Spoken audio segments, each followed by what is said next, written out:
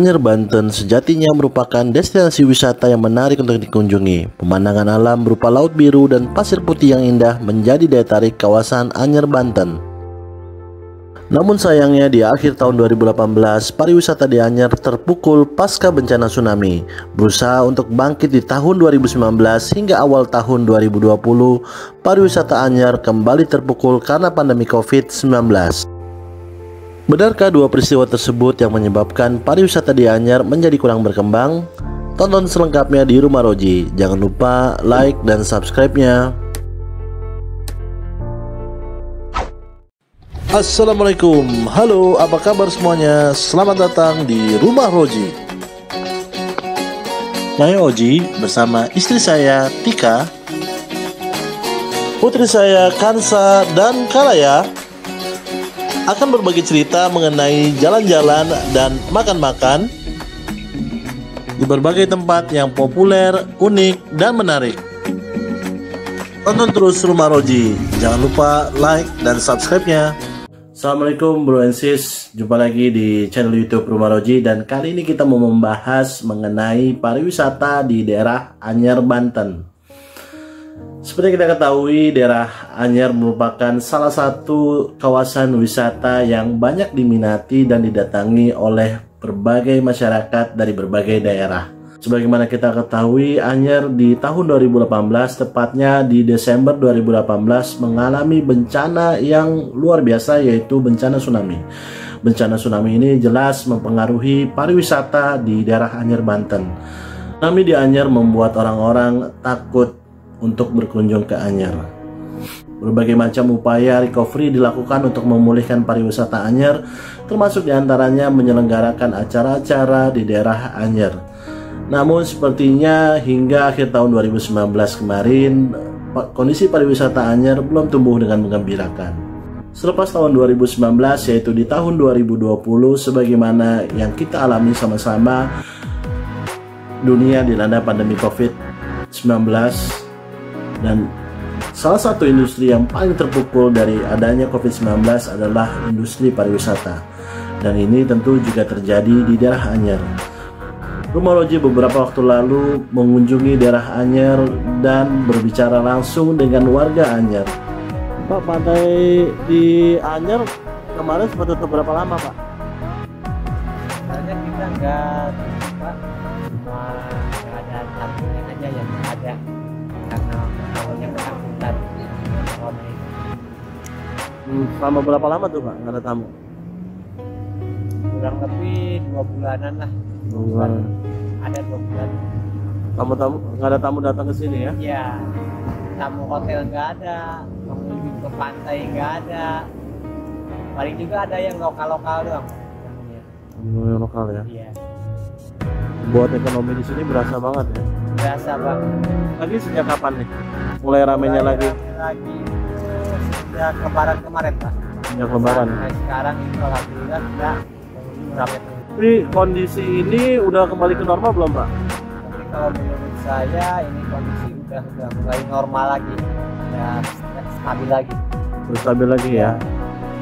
Belum, sudah dianggap ramai segini? Ya, sudah dianggap ramai lah daripada bulan-bulan yang kemarin. Asosiasi Industri Pariwisata di daerah Anyer mengungkapkan bahwa dampak dari COVID-19 lebih buruk daripada dampak tsunami yang terjadi di 2018. Namun benarkah masih adanya ketakutan untuk mengunjungi Anyer karena sewaktu-waktu bisa dilanda bencana tsunami, atau juga karena COVID-19 yang memberikan pengaruh terbesar terhadap pariwisata di Anyer?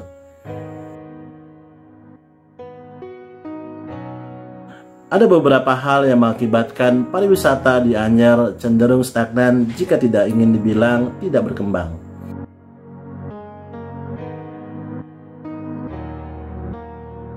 Yang pertama adalah masih minimnya kepercayaan wisatawan yang mengunjungi Anyer, khususnya saat ingin melakukan wisata kuliner. Masih adanya anggapan-anggapan bahwa kalau pergi makan di daerah Anyer pasti akan digetok.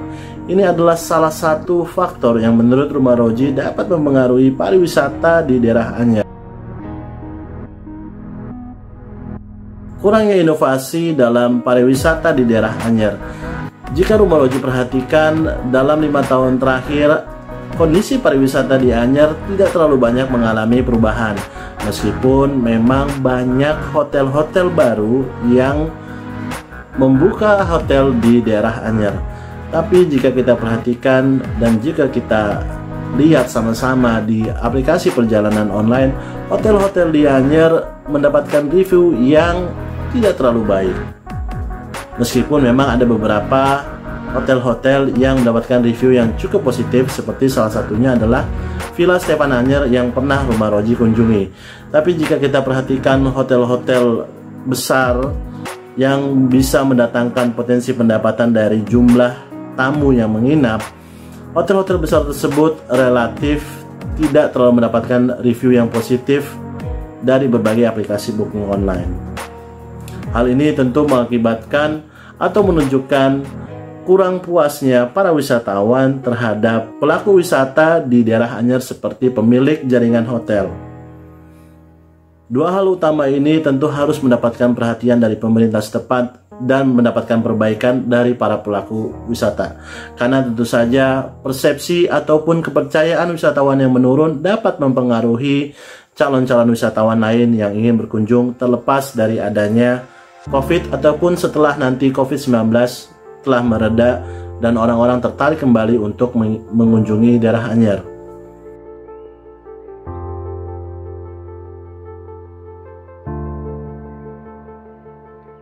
Jika kita perhatikan di daerah-daerah lain yang mengandalkan pantai sebagai kegiatan pariwisata, tidak selalu menggunakan pantai sebagai tempat rekreasi ataupun liburan semata. Ada juga pantai-pantai yang dijadikan sebagai sentra kuliner. Di daerah Jimbaran banyak sekali tempat makan ataupun restoran-restoran yang mengandalkan pantai dan juga aktivitas kuliner sebagai pendapatan utamanya. Kemudian jika kita bandingkan dengan daerah katakanlah misalnya daerah Puncak, tentu saja banyak sekali kegiatan aktivitas wisata yang bisa dilakukan oleh wisatawan yang berkunjung di daerah Puncak.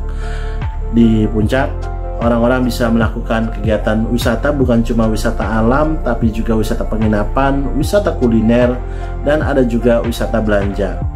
Nah, ini yang juga masih kurang di daerah Anyer. Dan Anyer masih mengandalkan pariwisatanya pada 3 kegiatan pariwisata, yaitu wisata alam, wisata pantai, wisata penginapan, berikut dengan wisata olahraga air, dan juga wisata kuliner.